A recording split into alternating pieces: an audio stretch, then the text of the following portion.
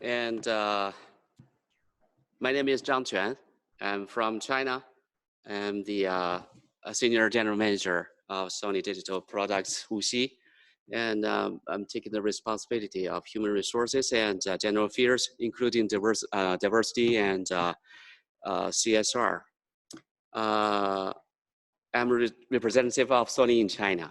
It's my pleasure to be here to share with you about our practices in China on disability issue.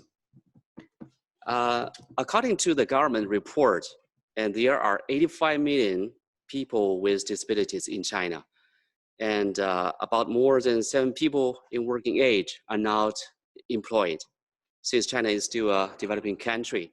So the development of a program on persons with disability are unbalanced and inadequate.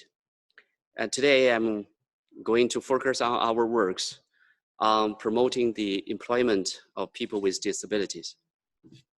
Okay, next page. And here is the summary of what I will share with you. And first of all, what is Sony? I know you can imagine what is a Sony. Sony is a creative entertainment company. Yeah. And it's a company with including electronics, entertainment, and financial services. Our purpose is to fill the world with emotion through our power of creativity and technology. And we believe that employee is the foundation of value creation. And next page. As for the disabled people employment, we are following the same basic philosophy since established. We believe in employees with disabilities could create and products superior to those people to those made by the people with no disabilities. So we think that diversity and inclusion is a source of new value creation. And next page. And so we think we respect various values held by employees and aspire to establish a workplace where individuals can employ their capabilities to the maximum and creative new values. And the next page. This is the chart of Sony's approach to diversity, including 3 steps. Step 1, and diversity, where organization should have people with diverse background work together. Step 2, diversity and inclusion. That means every employees respect each other and help each other in the workplace. Number 3, step 3, organization should be the place where individual stimulates each other while collaborating together and creating new values. So this is a definition of diversity and inclusion of Sony. Let me tell you more about what we are doing in China. Next page. Yes. And at first, what is SDBW? The red letter, and it's the abbreviation of Sony Digital Product Wuxi, where I'm working at. It is located at the west of Shanghai, 2 hours ride. We have over 3,000 employees working there right now. And here are some main products. Next page. Yes, right. This is a map. Here are some main products of the companies. Next page. So this is a chart of the guideline with the support from the local government and related agencies, which is working under the triangle structure we name. We are seeking to accept persons with disabilities and provide appropriate care to the peoples with disabilities. Under the guideline, I'm happy to say recent years, we have successfully employed several persons with disabilities and started to develop our inclusion program as well. Instead of paying the penalty without hiring people with disability before. Next. And here, next.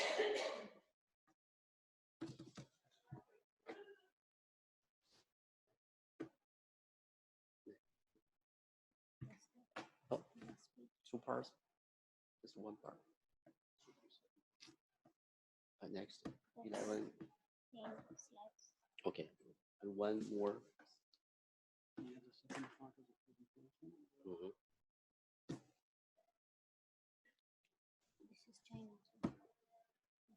No, no, no.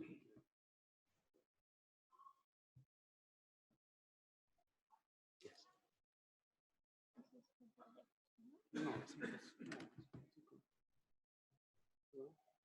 Yes, right. And yes, right. That's right.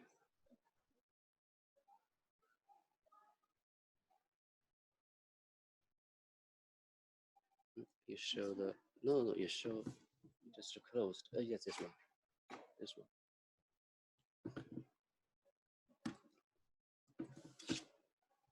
So this is the chart. Is our approaches to become an inclusive workplace. We use 5 keywords to express those design and practice, development, cooperate, and explore. Of course, under the strong leadership and clear direction from the top management. And firstly, with third parties' help, we designed suitable positions for the disabled people, which we took a closer look in several dimensions. We found 11 job positions at this moment for people with different skills. And we optimize our policies and support to provide reasonable coordination in the recruitment process, such as equal salary and physical assistances in facilities and communication tools, etc. And also with GBDN China team's help, we also provide disability equity training to the managers who will have disabled subordinates and help raising the awareness of diversity and inclusion to all employees. Okay, next. And next.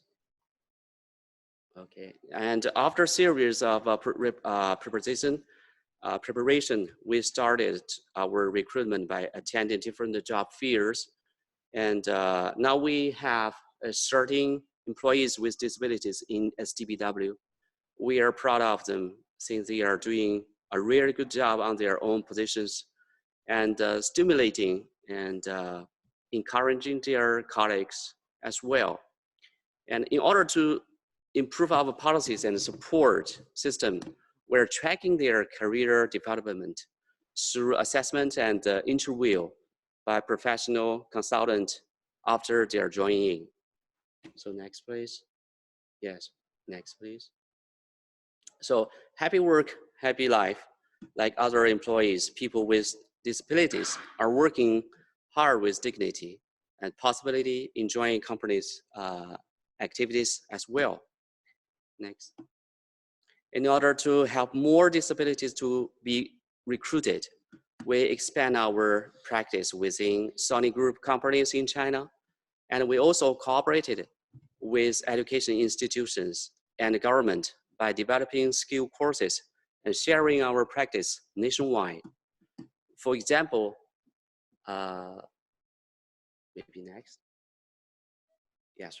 For example, we established a platform this May with local government, education institution. Previous. Yes, this one.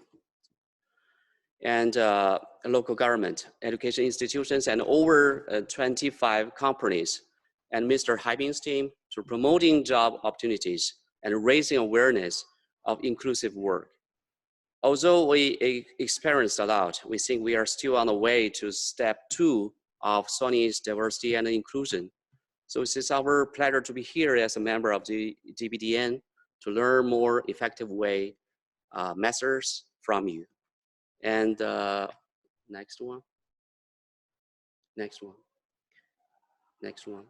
Okay. So we think the technological development is very important and will change our working styles, even for the disabilities. For us, what we are thinking of inclusive future of work, job opportunities, and assistance at this moment.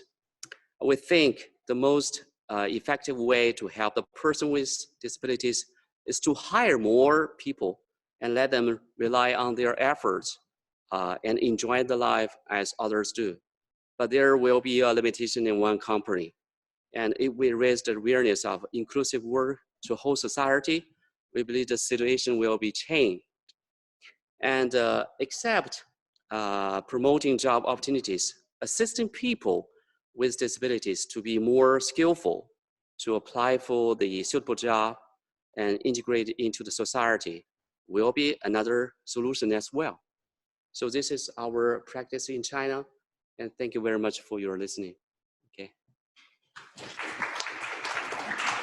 Thank you. Thank you for Mr. Zhang Quan talk about like how to make people included into the society. I remember one of my friends saying that if you want to evaluate the status of people included in the society, there are two indicators. One is that people with disabilities get marriage or he get a job. So I think what Mr. Zhang Quan and I am doing is really supporting people with disability to include in the society. My name is Haibin Zhou. I used to work in ILO for 5 years in Beijing to include people with disability in the workplaces. And 3 years ago, I left ILO and started a social enterprise called the Easy Inclusion. Easy Inclusion is the secretary for GBDN China chapter. At this moment, we have 18 member companies. We launched last year in July. At that time, we have 14 founding members. So in 1 year, we have 4 new members. So that's a great success. I want to share with you 5 stories in maybe 3, 4, 5 minutes because already we have several minutes to go. The first story is about I think the employment for people with disability in China is similar to other countries. It's about people. I remember the first time I talked with parents who have autistic and son with intellectual disability. And it's in a conference, and this mother cried to me. She said that 2 days ago, his son made a first telephone call to her when his son go to a bakery, work for 3 months. And she said that, although my son is 23 years old, but this is the first time he make a phone call to her using mobile phone. So I think the work we have done in China, working with business, is trying to give people, everyone have a chance to be kind of using the job to be, for them to using their skills included in the society. The second story I want to share with you that what GBDN China Easy Inclusion is doing is about right. It's about right to access to employment.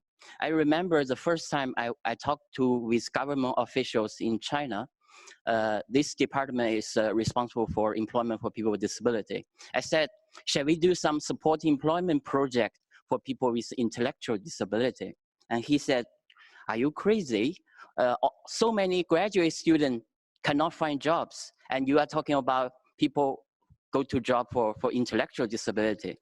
I said, okay, no, what we should do is something meaningful for them. And they said, can you give me some good examples? So 3 months later, we organized a forum inviting practitioners from Hong Kong, Taiwan, and the Hong Kong lady who doing support employment in Hong Kong for 30 years. She shared what she do about supporting people with intellectual disability in workplaces. And the government officials that I talked to 3 months ago, and he said that if people cross the river, go to Hong Kong can do it, why not mainland China cannot do it? So 1 year later, we start a national project in 7 provinces on job coach. And then around more than 150 people with intellectual disability get supported through job coach service. So it's about right. The third story I want to share with you is a lady from a factory in China which have 100,000 workers. It's an American company. And she gets a job on diversity inclusion manager, very new to this, but she organized some event to go to charity, go to welfare factories and donated money. And she joined our disability equality training for 2 days. And during the workshop, she cried.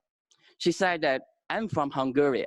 I see many things can be done in Hungary, but cannot do it in China. Now I understand why I can't do it, because I put people with disability as a low rank of my job, my self-esteem. I'm helping them. I'm not equal with them. What I need to do is giving them opportunity. So now after 5 years of the workshop, they have 300 people with disability working in this factory.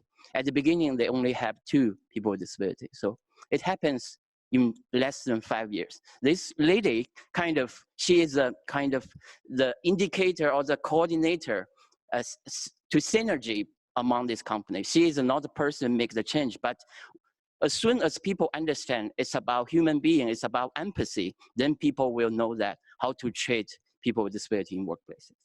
The first story I want to share, the work GBDN China doing in China is about understanding. It's about how business understand NGO work. It's about business understand how parent association working for. It's understand how people with disability behave, because in their experience, they don't know how to talk with people with disability. They don't know how to talk with NGO. Like what GBDN China is trying to make a platform that people can share their grievance, share their story, share their failures. Then business understand, oh, okay, they think in this way, not in business way. And then when business talk, the NGO people will think, okay, they are thinking in a benefit way, how to make benefits when I support people with disability. So it's kind of people living in different world and talking in same language. So this is the purpose of GBDN China and what Easy Inclusion is doing. The last thing I want to share with you is that what GBDN China doing is about dialogue. It's about bringing peer learning, that business talk to business. It's also about innovation. The NGO need to innovate how they work with business, and business need to innovate how to work with civil society. For example, Standard Chartered Bank in China, they invest $65,000 this year to work with innovative skill development for people with intellectual disability. Starbucks in China is trying to work with innovative skill development for people with hearing impairment. They learned this from America. What's Gallaudet University, they have opposite of the university, they have a sign language a culture cafe funded by Starbucks. So the Chinese colleagues, they visit America, facilitated by our coordination, and this kind of experience learning is very important. So that's all from my side, and hope you can learn, you can share, and we can work together in future. Thank you.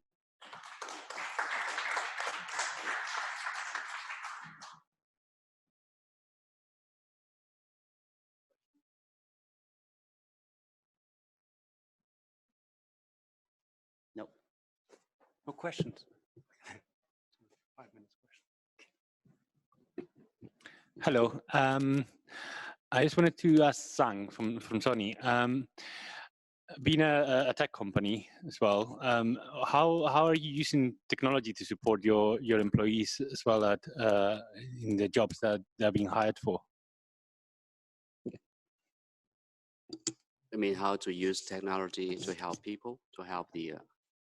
Yeah. I just want to know what sort of technologies you're using to help them into employment, and how you're supporting them. Actually, I'm not sure how to express that, but we designed the positions for the people who have the skills, and using their skills to their 怎么回答这个问题呢？会下交流。这个还很难说这个，但是你能帮我翻译一下吗？ Okay. Okay. Okay. You can translate it for me. Yeah, it's reasonable accommodation. 所以说就是在目前的话，我们还是根据员工的这种怎么说呢？他们的这种技能来给他安排工作，并没有在我们使用什么新的技能，使用什么的这个技术。At this moment, they use kind of job analysis on their jobs and what can suit people with disability skill set. So this kind of match is their main methodology at this moment. Yeah, I see 2 questions. Hi, and thank you very much for your presentations. They're really interesting. I just have one question. I'm coming from a technology company also, and we have a lot of pushback with China and about kind of the culture of actually sharing and disclosing disabilities in the workplace. And I just wanted, from both of yours experience, do you find that in China and in the if that's a cultural thing, and have you done anything specifically to break down those barriers to try and educate people that it's okay to share, and that I think we've kind of been told that, you know, we don't want to share, we're worried we'll be disadvantaged, we'll be put in a different box. And I suppose, is that a cultural thing, and do you think it's changing in China over the last couple of years? Yes, maybe I say first, and Mr. Zhang will support me. I think there is there is a very strong stigma and taboo in the workplace to exposure themselves as people with disability in China. That's the common kind of practice. But we have started a lot of workshops. At the beginning, we make people feel very safe. Then we ask them to share, what's your first time to relate to people with disability in your lifetime? And in the 10 minutes, people don't know what to talk. And then first one talk about their teacher, like 20 years ago. And this teacher lost 3 fingers. And she said, I used to know a teacher. He lost 3 fingers, and then she is very helpful and go to my home and talk about his experience. And then other people say, I have an auntie who is intellectual disability. I have a son who is autistic. And then I think it's very important. This is very safe places, and people talk about their own experience. I think it's very powerful when we do this. But I think everyone is human being. When other people share this kind of experience, it will touch the emotional part of their kind of their life, and people will relate to each other. It's all the same. Although you're from UK, but when you sit in the factory with people, Chinese people, and really want to hear and to share your story and exchange your life's experience, I think we have common language. We are all human beings. Okay. Hi, my name's Rick. I'm from, you hear me okay? Yep. Yeah, from Australia, Australian Network on Disability. I was just interested to know if generally China has quota systems for the employment of people with disability, and are those quota systems easy to adhere to, or would it be avoided and possibly just pay the penalty for not meeting the quota system? And then the second part of the question is there high levels of unconscionable discrimination against people with disability in the progress of China so fast that it's easier to bypass the support and the care of people with disability because of the dynamics of China? Okay. Maybe I go first and Mr. Zhang help me. The first, yes, China have a quota system. 1.5% of your workforce should be person with disability. If you don't do that, you pay the punishment. And because of so many very strong kind of interests of the government officials to collect the punishment, so sometimes they even encourage company to pay the levy instead of really employ people with disability. And there are a lot of fake employment. So the company rent a certificate, this person never go to the workplaces, and they get, everyone win. So that's something, it's the biggest challenge for our kind of social enterprise to work in China, because we support real employment. So there are a lot of intermediate agencies to get this kind of business cases, because you rent the certificate, you don't need to pay other money to reasonable accommodation and real employment. So that's a big challenge. But I hope if multinationals run in China, this is something you definitely should not do. And talking about people with disability movement in China, we started this movement by son of Deng Xiaoping, Deng Pufang. He is people with wheelchair, and he advocated for right for people with disability. And disability right compared to other human rights issue is the most safe human rights issue in China. So that's why I'm still here. And when we go back, no one talked to us about coffee, about tea, but we try to make it's about livelihood, it's about social support system, it's about how people with disabilities can connect with mainstream society, how to talk with common people. And as a Chinese traditional culture, we share kind of same identity, we are big family, so, and also in the kind of IT or kind of new technology area, I think there are more possibilities that people with disability can really share their skill set and contribute to the business. L'Oreal China right now is working on kind of customer service training for people with wheelchair users and people who cannot go outside of homes, so that they can get very kind of business-oriented customer service training online. And they can do it even at home or in a kind of place easy for them to get access to. So I think there are a lot of business opportunities. Yeah. Thank you very much, Haibin. Thank you very much to all speakers. I think China is such a big country, such a big market, and so much potential for employment of people with disabilities. So we're looking forward to seeing how that develops next year and then the years to come. So thank you very much. A round of applause to the speakers for the amazing work, I mean, for the presentation, but also the amazing work you have been doing over the last year. Thanks so much.